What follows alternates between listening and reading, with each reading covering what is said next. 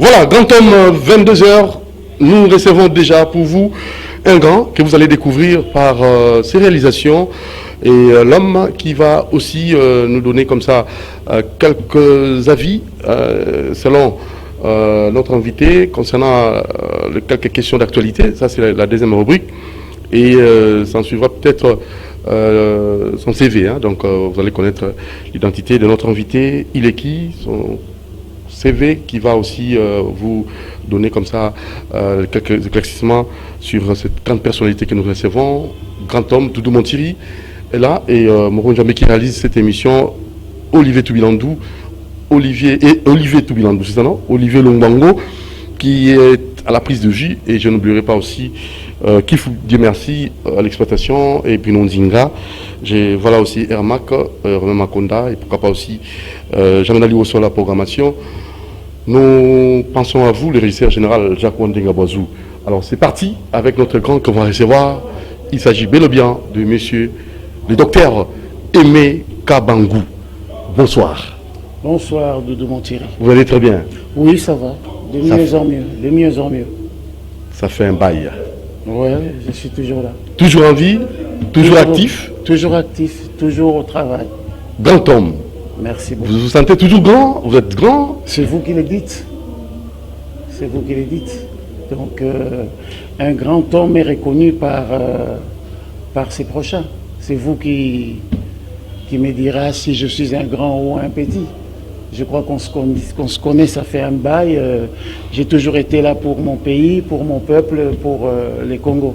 Voilà, il s'agit de ce grand monsieur que vous avez peut-être 3 ans passés connu, on l'a reçu, et il a plus voulu que les sociales des Congolais soient transformées, que les Congolais puissent bénéficier de tout ce qu'ils ont, de tout ce que nous avons comme richesse, que ces paradoxes puissent vraiment couper court, pays riche, population pauvre, donc on doit nécessairement revoir. Et il a plus œuvré dans le cadre de l'élevage et surtout l'agriculture aussi. Et il a permis aux mamans de pouvoir bénéficier de tout ce que nous avons comme terre avec l'agriculture, notre pondou.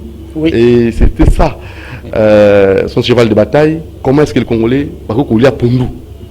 Ben, Congolais, oui, Baliaki, par votre canal. Bazolia, malgré le contexte actuel, mais je crois que Bazolia Kaka, toujours Bunda.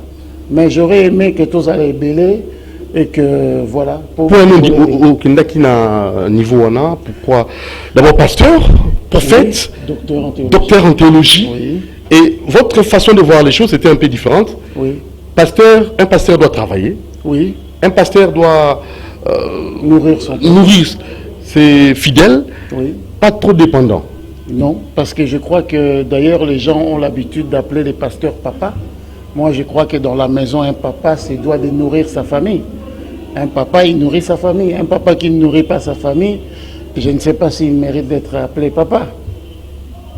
Et les constats que vous avez faits actuellement, est-ce qu'il y a eu changement, ou bien le pasteur continue toujours à travailler comme si ses fidèles étaient comme ça, leur fonds de commerce? Oui, je crois que vous suivez la télé. Il y a d'autres pasteurs qui se sont maintenant réveillés et qui essayent de conscientiser les pasteurs qui ne se conduisent pas bien. Je ne vais pas citer les noms. Lorsque je regarde la télé, je vois d'autres pasteurs qui réprimandent d'autres pasteurs et moi je me dis, ben voilà.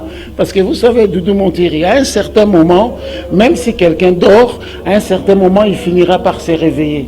Le Congo a passé beaucoup de temps au sommeil, mais crois-moi, le Congo finira par se réveiller. Donc chaque chose a son temps. Tu peux mentir, tu peux dire tout ce que tu veux, mais il y a un temps pour tout. Et il y a un temps pour mentir et il y a un temps que vous serez obligé d'avouer que vous avez commis des fautes. Vous serez obligé d'avouer que vous avez commis des erreurs et que vous avez menti. Selon vous, en tant que pasteur aussi, docteur en théologie, oui. Est-ce que les pasteurs ont vraiment contribué, ils nous ont aidés pour l'avancement de notre pays par l'évangile, oui. Par le message de Dieu, ouais. Où ils nous ont encore rabattu, ils ont encore rabattu et ils ont encore réduit en néant notre existence. Monsieur Montieri, Doudou Montieri, je vous respecte tellement que je n'ai pas grand-chose à vous dire, mais je peux juste vous éclairer. Vous êtes journaliste. Lorsque vous prenez quelqu'un qui n'a pas étudié le journalisme et que vous lui donnez un plateau de télévision, qu'est-ce qui va se passer? C'est catastrophique. Il y a beaucoup de gens qui se sont autoproclamés hommes de Dieu suite à la conjoncture. Et alors, ces gens-là, c'est normal que ça puisse drainer des foules et des masses qui est en désespoir dans les malheurs. Donc, moi, je crois que ce n'est pas que les pasteurs. Aujourd'hui, le Congo a un problème. Le Congo, pour moi, je parle de moi. Le Congo, moi, j'estime que le relèvement du Congo doit passer par l'honnêteté. L'honnêteté. Lorsqu'on est honnête, un pays qui est honnête, et ce pays-là peut grandir. Est-ce que quelqu'un d'honnête peut-il vouloir faire du mal? Quelqu'un d'honnête peut-il vouloir prendre les deniers publics? Quelqu'un d'honnête peut-il pouvoir s'autoproclamer ce qu'il n'est pas? Quelqu'un d'honnête. Alors, je crois que vous avez vu, même à la télévision, vous avez vu des gens se déshabiller. Hein? Leurs photos, leurs images étaient mises à nu devant le public. Donc ce n'est même pas des choses que moi je peux commenter. C'est vrai, moi j'ai dit simplement que toute personne peut commettre des erreurs. Mais la personne habilitée à redevenir un homme droit, c'est quelqu'un qui reconnaît son erreur et qui se met debout en disant « Nasala qui m'a bé, j'ai fait du mal, pardonnez-moi ». Et ce monsieur-là va... D'ailleurs, n'est-ce pas, la Bible dit que le pardon libère. C'est le pardon qui libère. Le Congo vit dans la malhonnêteté. Nous avons plusieurs personnes qui sont malhonnêtes. Je vais vous donner un cas d'espèce que une amie à moi a connu. Et il devait voyager. Il a pris ses pagnes, il est parti chez un tailleur. Il a donné tout son argent. Il a donné même un pourboire de $50 en plus chez les tailleurs. Les tailleurs lui confirment que dans 3 jours, tout sera fait. Et après 3 jours, la dame n'a toujours pas reçu ces choses. Il a laissé maintenant sa famille qui était restée à Kinshasa. Ils sont partis même après 10 jours. Je vous dis, jusqu'à aujourd'hui, les gens n'ont pas reçu leurs choses. Les tailleurs ont voyagé, il est parti au Brazzaville. Vous imaginez la malhonnêteté. Et un pays, si aujourd'hui il y a l'IGF, l'IGF il est quoi? Il est là pour contrer la malhonnêteté. Parce que la malhonnêteté, c'est un crime en fait. La malhonnêteté.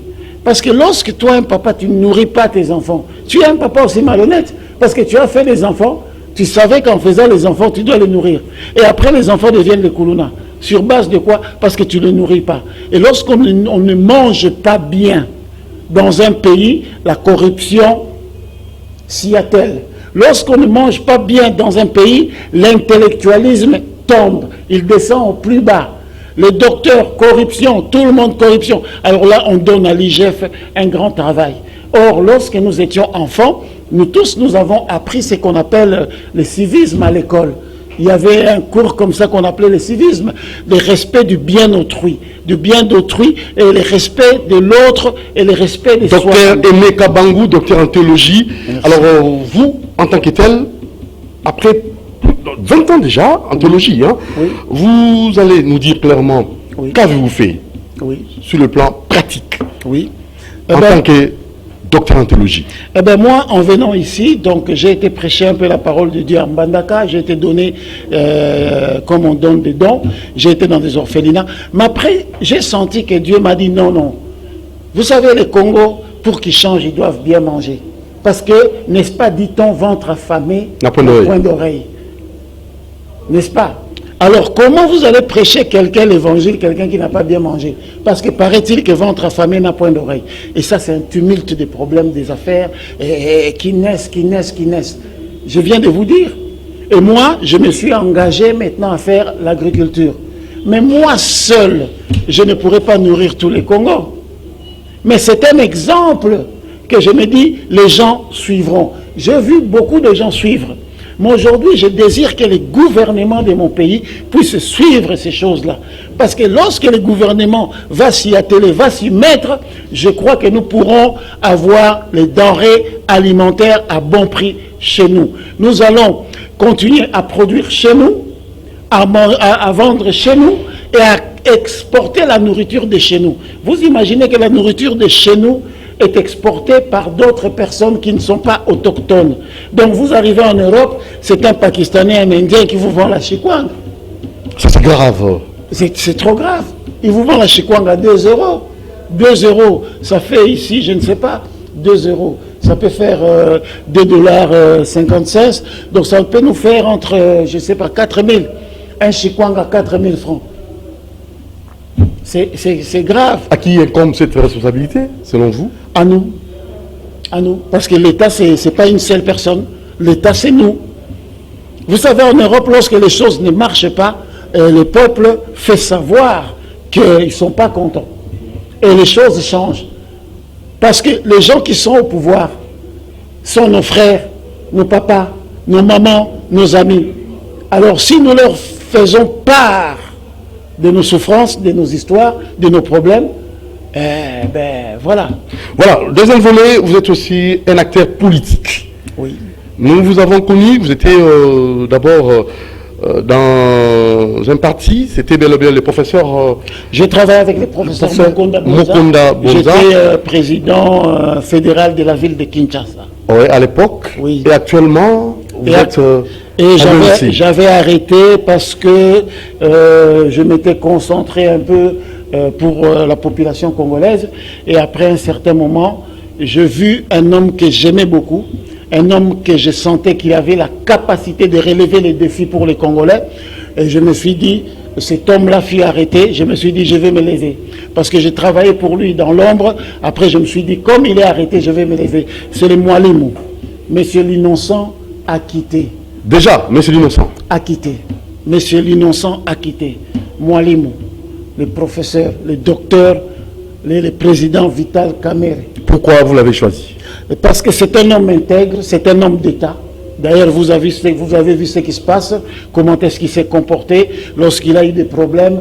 Il a fait confiance à la justice parce qu'il sait que lui aussi émanait de cette même structure qui prônait le droit, qui prônait vraiment ces choses-là. Alors il s'est dit, il va rester calme, il va laisser Dieu, et Dieu a fait sa justice, et la justice congolaise a eu le temps de travailler et de comprendre que Monsieur l'Innocent était réellement innocent, et aujourd'hui il est innocenté et acquitté. Alors pour certaines opinions qui pensent que la libération, l'acquittement de Monsieur l'Innocent, Vital Kamerhe, démontre les capacités de l'IGF. Qu'en dites-vous? Non, mais moi je crois que, vous savez, j'ai toujours reçu les gens dans mon bureau et souvent je leur ai dit de ne jamais écouter et de prendre à cœur ce que les gens pensent pour vous. Lorsqu'on a arrêté Monsieur l'Innocent, le président Vital Kamerhe, les gens ont applaudi, les gens ont été contents. Et le président Vital Kamerhe était triste avec sa famille. Mais il avait fait confiance à la justice. Il s'est plié à la justice. Il est allé en prison. Il a fait des demandes et des requêtes. Et il a passé son temps à travailler et en croyant en son Dieu, qui est mon Dieu, avec la foi. Il a passé des moments difficiles. Et qu'est-ce qui s'est passé? Après examen, étude, réétude des dossiers. Et les dossiers étaient vides, comme nous les caméristes disons, les tombeaux étaient vides. Docteur Aimé Kabangou, les téléspectateurs doivent vous connaître. Merci. Parce que vous êtes notre grand de ce soir. Vous êtes congolais, père de famille. Père de famille, bien sûr. Déjà marié, père de combien d'enfants? Père de beaucoup d'enfants, père de beaucoup d'enfants. Si je pense bien, je dois avoir déjà 6 enfants. C'est beaucoup ça. C'est pour ça que je fais l'agriculture. Je commence par nourrir ma famille et après je peux nourrir aussi les Congolais. Les parents sont en vie, vos parents? Non, moi, mes parents, malheureusement, ont succombé. La mort les a pris lorsque j'avais 8 ans à Bruxelles. Un orphelin? Je suis orphelin des pères et des mères. De votre jeune âge? Non, j'étais orphelin. Depuis? J'étais orphelin, je ne le suis plus. Parce que si vous me regardez, vous voyez bien que je ne ressemble pas à un orphelin. Alors qu'avez-vous fait? J'écris en vie. J'ai fait confiance. Pour surmonter cela? Oh, c'était difficile. Vous savez, c'est comme le président Vital Kamerhe. Vous savez que c'est difficile.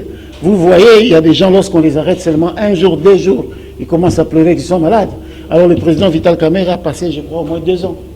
Donc c'est difficile, mais la vie elle est faite comme ça. La vie elle est faite des épreuves, et c'est les épreuves qui vont vous construire.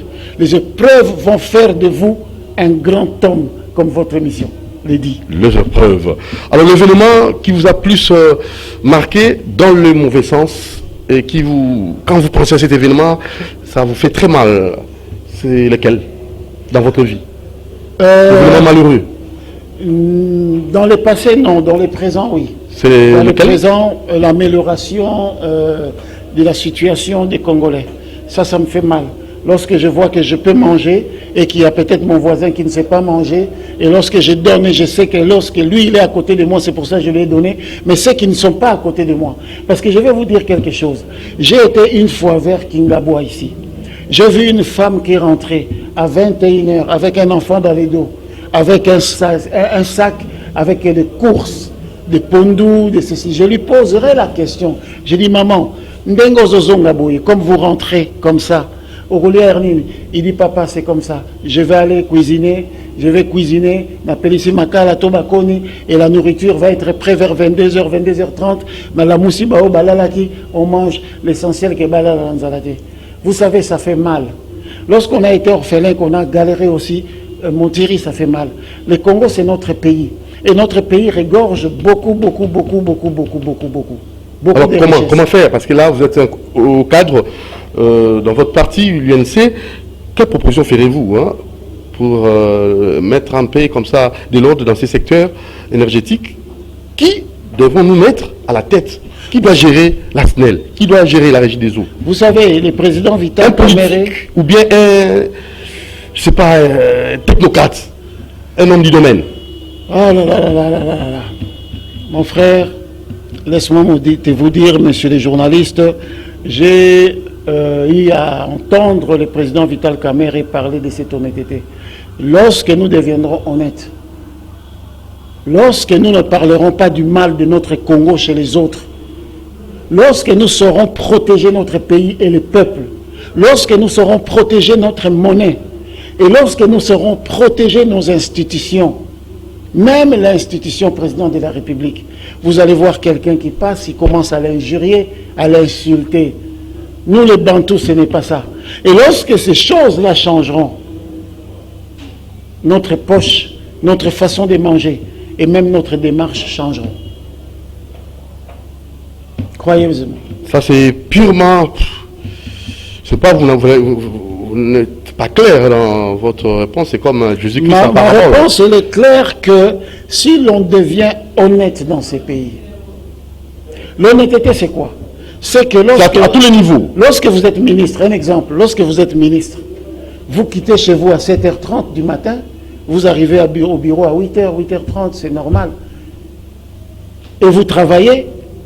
Et dans l'ancien temps, lorsque mon papa était vivant, des fois mon papa me disait qu'il travaillait même jusqu'à 22h. Est-ce que vous imaginez? Mais aujourd'hui... Quelle impression avez-vous? Les Congolais sont fainéants? Ils n'aiment pas le travail? Non. Non. Les Congolais sont induits en erreur. Par qui? Mais en termes clairs. Vous savez, c'est clair. Vous savez, l'ennemi du Congolais, c'est les Congolais. Je vous ai bien dit, lorsque tu parles mal du président de la République à la télé, tu exposes ta maison.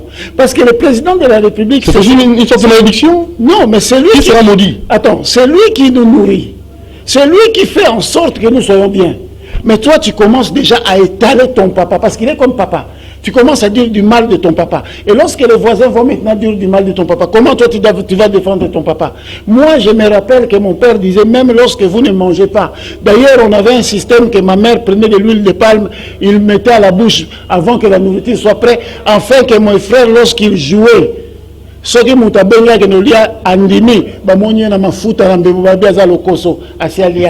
vous comprenez? Il y a des choses que nous ne devons pas étaler publiquement. Et ça, la mentalité que nous devons changer. Vous savez, les Européens, pour conquérir l'Europe, ils ont dû changer juste la mentalité. Tozo Bunda Pamba, tout changer la mentalité. Voilà, l'événement heureux, l'événement qui vous fait plaisir quand vous y pensez. L'événement heureux, c'est la présidence du président Félix Tshisekedi. Pourquoi? Je sais que les gens vont s'étonner, les gens, comme ils ont l'habitude, comme j'ai dit, d'échanger, peut-être les autres vont insulter, mais ce serait triste. Vous savez, tout le monde, Doudou Montiri, était en train d'attendre de voir à la tête du pays un homme qu'on connaissait d'où il venait, un homme qu'on connaissait son père, un homme qu'on connaissait sa mère. Et nous avons eu cette opportunité-là d'avoir le président Félix Antoine Tshisekedi Fachi Béton. Moi, j'estime que c'est un sujet de joie. Moi, j'ai pleuré ces jours-là. J'ai pleuré de joie.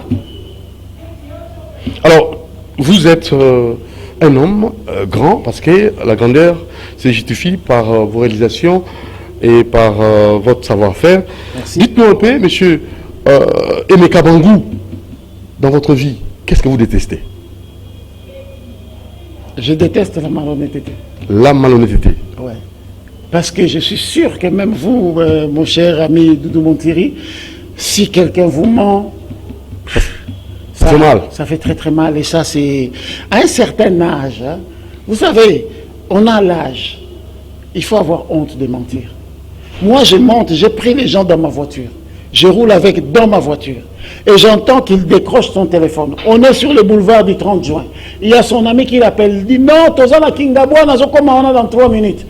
Je lui dis, mais si on a l'embouteillage, mais tu vas faire fâcher cet homme-là pour rien. Au fait, il ment pour rien. Et c'est facile comme ça. Donc c'est devenu... C'est à la mode, hein? C'est devenu ce qu'on dit en anglais, une habitude, une addiction.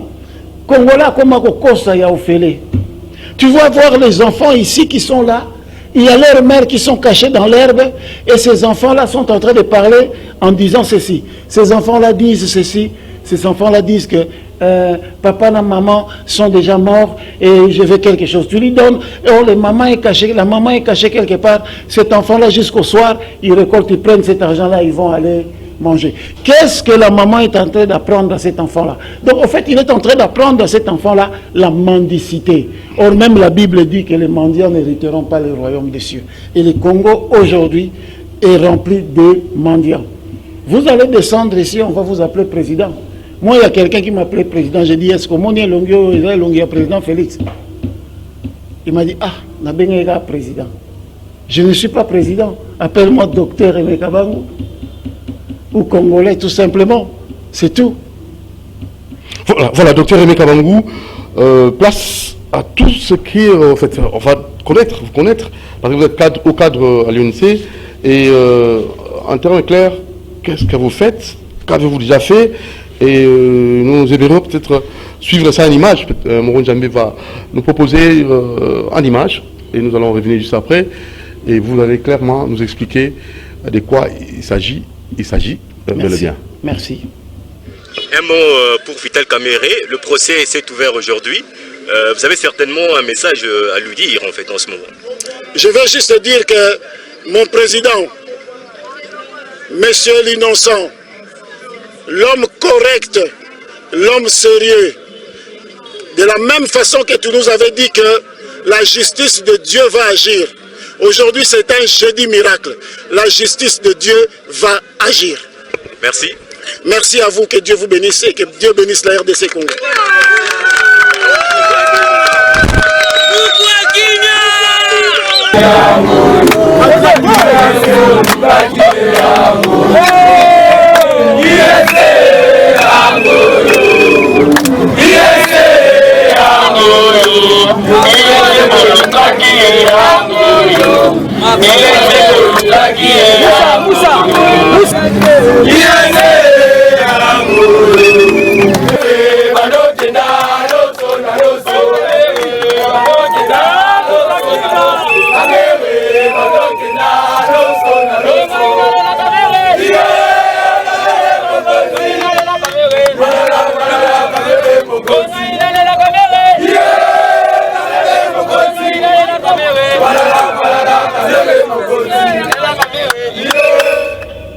Voilà, c'était un événement.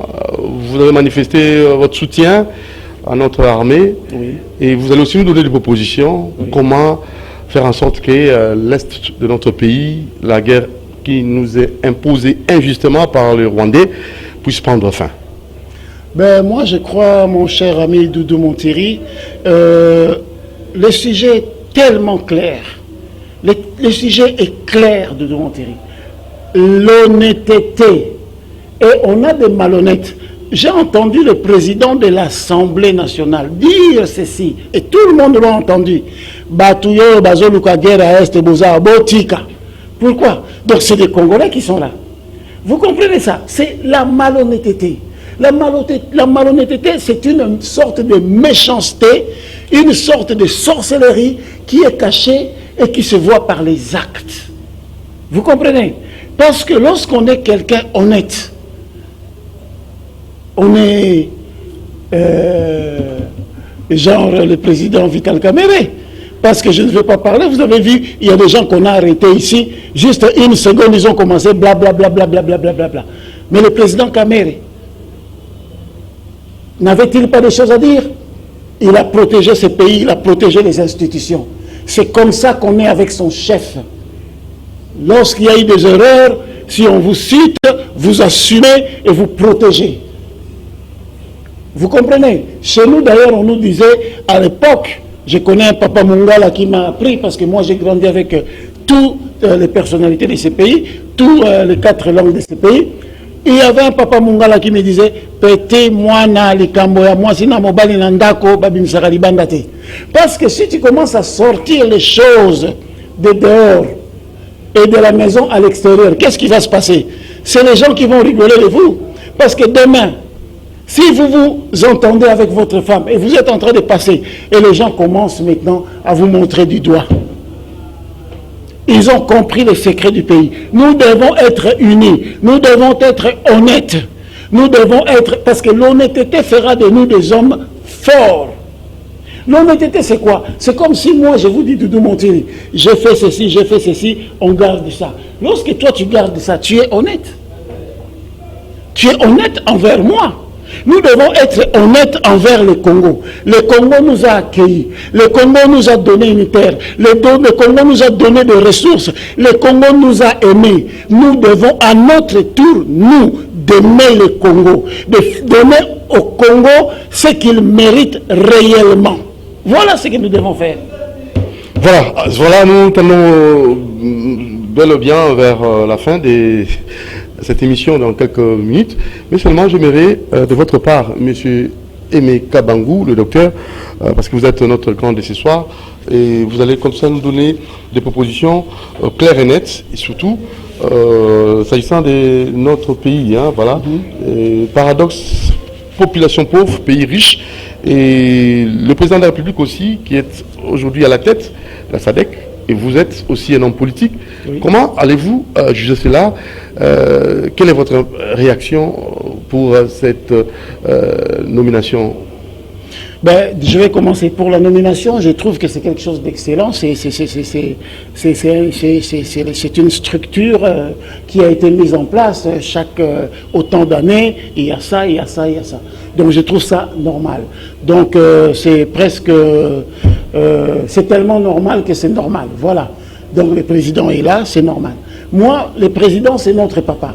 Moi, le président, je m'intéresserai à ce que le président fera pour nous dans le Congo. Je m'intéresse à ce qu'il fait déjà dans le Congo. Et je veux qu'il fasse encore mieux. Alors, pour qu'il fasse mieux, comme il s'était battu ensemble avec mon président Vital Kamerhe, un homme d'État maintenant prouvé et reconnu mondialement, moi, je crois que, vous savez, il y a dans une main 5 doigts. Je crois que lorsque quelqu'un joue aux dames, au jeu des dames, il ne voit pas mieux que celui qui est à l'extérieur. Donc il faut que le président Vital Kamerhe rentre encore dans le jeu parce qu'il a beaucoup vu, avec l'expérience, le temps qu'il a pris de rester, de penser, d'être en connivence, d'être en synergie avec son Dieu.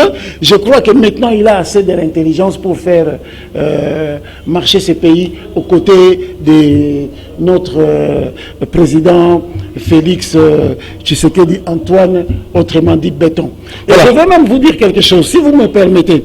Vous savez, Vous connaissez l'histoire qui se trame dans la Bible et qui s'est dit dans la Bible, l'histoire de Joseph. Joseph a été vendu, Joseph a été arrêté à cause de son intelligence. À cause de son intelligence, il était quelqu'un qui résolvait, qui donnait les solutions dans des sommes, dans des rêves. On l'a mis en prison. Mais lorsque maintenant le pays n'allait pas bien, il y avait des gens qui ne savaient pas trouver les solutions. Et le roi a demandé qui pouvait trouver cette solution. Les gens qui étaient en prison lui disent, mais celui que toi tu as fait, tu as laissé arrêter. Celui que toi tu as fait arrêter, parce qu'on a menti des choses par ta femme. On parlait à Potiphar. Cet homme-là, c'est celui-là, l'homme intelligent. Tu dois le faire sortir. Et lorsqu'il a fait sortir cet homme-là, qui s'appelait Joseph, Joseph est venu. Il a consulté le président l'a consulté. Ils ont parlé. Et Joseph avait trouvé la solution. Il a dit qu'on va faire ça, on va faire ça, on va faire ça. Et à la fin, dans l'histoire de la Bible, je précise, c'est dans la Bible, c'est dans vos Bibles, c'est ainsi que Potiphar, le roi, va décider que Joseph devienne premier ministre pour qu'il puisse gouverner et que tout aille au mieux. Moi, je crois que le président Vital Kamerhe a beaucoup à apporter. D'ailleurs, le président de la République l'a dit, ce n'est même pas moi qui l'ai dit. Je ne suis qu'un simple citoyen, un acteur politique, bien sûr. Mais le président de la République, le premier homme de ce pays, a dit que Vital Kamerhe, le président Vital Kamerhe, c'était un homme honnête, sérieux, et dans les jours à venir, pourrait vraiment aider ce pays. Votre adresse à vos membres militants de l'UNC, plus précisément dans la circonscription du Mont-Amba, pour clore. Oui, je suis dans les Monts-Amba, je suis dans les Monts-Amba.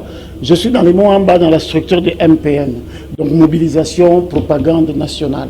Donc le docteur Sélé m'a fait confiance, m'a donné cette ville par l'approbation du secrétaire général 5 étoiles que je salue et par la signature du Moualim ou le docteur Vital Kamerhe qui m'a nommé. Ainsi, je suis à l'UNC Mont-Amba. Donc si quelqu'un me cherche, c'est tellement facile. Sauf que si vous voulez, je peux donner un numéro de contact. En tout cas, mes amis, ne cherchez pas à m'insulter. On essaye de faire quelque chose pour le Congo. Voilà. Donc essayons de changer un peu les manières. De toute façon, on est habitué. Celui qui va insulter, c'est dommage. Ben, c'est comme ça. Mon numéro, c'est le 081 33 674, donc 674 comme disent les Français, et 98 à la fin. 081 33 674 98. Et c'est moi qui décroche. Que Dieu vous bénisse. Ça est fini pour ce soir. Merci, Doudou Montiri. Merci. Monsieur Aimé Kabangou, il est au cadre à l'UNC. Oui, responsable du district de Mont-Amba. À la prochaine occasion. Que Dieu vous bénisse, Doudou Montiri. Bon voilà. Travail. Réciproquement. Merci à Moron Djambé, merci à Olivier Longango, à Bruno Nzinga, Christian Banjolo, Dieu merci Kifou, et pourquoi pas aussi à Ermac, à Makonda, et je vois là Jean-Médard Aliosso. Rediffusion demain samedi à 9h. Portez-vous bien. À la prochaine. Ciao. Merci.